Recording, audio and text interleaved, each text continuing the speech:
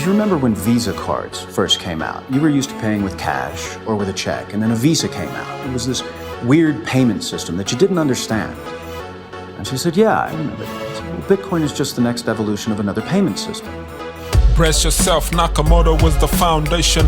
What up guys, it's your boy Nakamoto Crypto here, and today we have got Cardano up 150% guys since the beginning of the year. A data shows that Cardano's ADA is up 150%, and it is the hardest smart contract coin of 2020 guys. Let's go.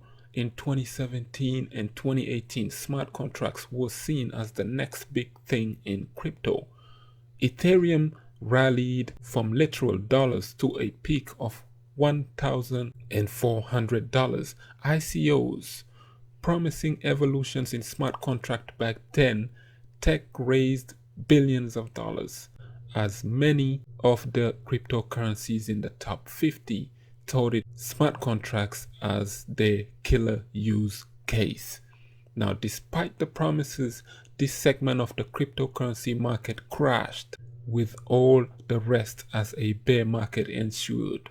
But 2 years on, it appears that the smart contract phase is back. Crypto assets in the smart contract sector have strongly outperformed Bitcoin since the start of 2020.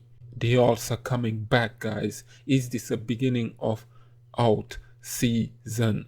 It's been a good year thus so far for smart contracts and crypto assets according to Messari Data. Now Messari Data is a crypto firm. They reckon that this is the below chart depicting the performances since the start of the year of Ethereum, EOS, Cardano, Tron, Ethereum Classic, Neo, Algorand, and VeChain. Now in the first place is ADA, which is up 157% since the beginning of this year. In second place is Ether, which is up 85% since the start of the year. And third, we got VET, which is up 70% since the beginning of this year. Impressive guys. For the ADA fans, this is impressive. And Cardano is being boosted by Shelly right now as we speak.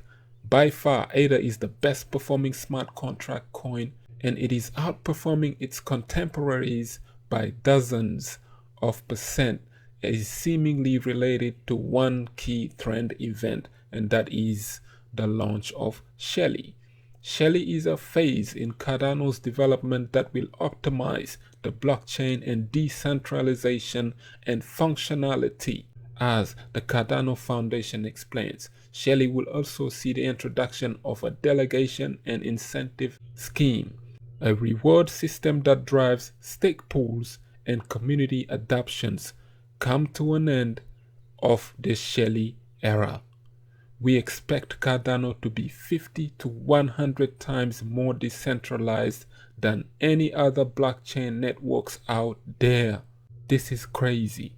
The founder of Cardano, Mr. Charles Hoskinson, has been quoted as saying that the blockchain may be able to achieve 1,000 transactions per second in the future due to Shelly and other upgrades. He added in a recent interview with Messari's CEO that this upgrade will allow Cardano to begin to encroach on the market share, the same one that Ethereum has in smart contracts guys. So Shelly is around the corner. Since the beginning of 2020, Cardano was sitting at like 2 cents at one point when we dropped in March during number 19. A lot of people have accumulated ADA because when BTC dropped, ADA was sitting at 1 cent. That was about 3 months ago. We are now up 150% since the beginning of this year. This is amazing for the Cardano fans out there. This is great news. Your coin has been outperforming the market. And get ready, because what is about to happen with Shelly, it just might be epic. Of course, this is no financial advice. All opinions do your own research. But Shelly is out there and it is about to launch. And these stake pools, people are gonna be hoarding ADA like crazy. Next, we got Bitcoin hitting $50,000 will trigger Peter Schiff to buy, according to Max Keiser. Peter Schiff, Rogers, and Mark Cuban will all end up buying in on Bitcoin, Keiser claims, while calling John McAfee the king of all scammers. Now, BTC skeptics such as Peter Schiff and Mark Cuban will all buy huge amount of cryptocurrency, Max Keiser promises. In a tweet on June 26, the famously outspoken RT host said that he 100% guarantees that some of the Bitcoin biggest naysayers will ultimately flip bullish. They will go all the way in as soon as Bitcoin hits $50,000. This is Peter Schiff, the guy who's been advocating gold, and he has been outspoken against Bitcoin, calling it a Ponzi and all of this other stuff. Now, according to Max Keiser, Schiff will eventually buy into Bitcoin. All of these guys are getting taught a valuable lesson that crypto is here to stay. Keiser goes on to say that the longer Peter Schiff waits to buy Bitcoin, the bigger the panic buy becomes. He says that his guess is $50,000, and that's when Peter Schiff will jump in.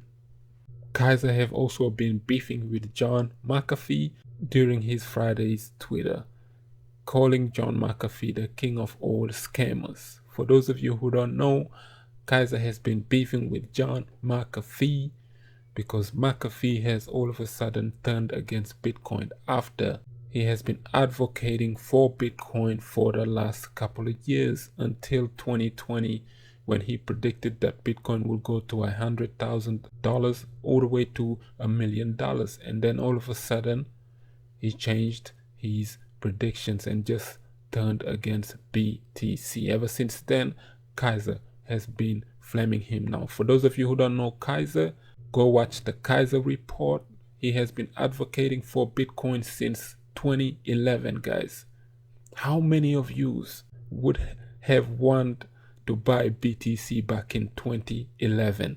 Exactly like this guy. This is amazing, guys. Next, we got a Decred co-founder calls PayPal and crypto a node combination, stating that PayPal could be gearing up to work with crypto assets. According to recent ramblings, although Decred co-founder Jake Yokom-Piat is unsure of those rumors' validity. He says that it's hard to say whether these rumors are true or not regarding PayPal accepting cryptocurrencies soon. He says that the pairing does not seem like a fit. He says PayPal seeking to fill crypto and blockchain related job positions, while rumors circulated on the platform listing crypto assets is just not befitting at all. Although the addition would bring digital assets greater availability, which is exactly true. Because if PayPal starts selling Bitcoin, you all, it will expose BTC to 300 million people, guys. That's 300 million individuals using PayPal on a daily basis. Imagine if PayPal creates a wallet and then these guys can buy and sell Bitcoin on that platform. How high can that drive the prices up, given how scarce Bitcoin is right now with a fixed supply? Lastly, we got, if large investors put just 1% of their investments in Bitcoin, what would the price of BTC be? Now, Messari examines that institutional investors allocating a small part of their portfolio to Bitcoin could affect the price. This is the Messari analyst Ryan Watkins said that an influx of institutional investors' money could push Bitcoin's price to over $50,000 if the institutions allocate just 1% of their funds into Bitcoin. Its market capitalization could also exceed $1 trillion. Imagine seeing a $1 trillion Bitcoin market cap. Hedge funds with flexible capital allocation policies are most likely to invest in BTC if this happens, he claims. So slowly we have been seeing these institutions talking about putting just 1% of their portfolio in BTC, and it has been happening over and over again. Recently it was the billionaire investor Paul Tudor Jones who recently reveals that he holds around 2% of his entire portfolio in Bitcoin. At this time, he encourages institutional investors to consider BTC, explaining that he recognized Bitcoin's potential in a period when we may have the most unorthodox economic policies in modern history, which is exactly true. The economy is not stable. So why not invest in an asset class such as this?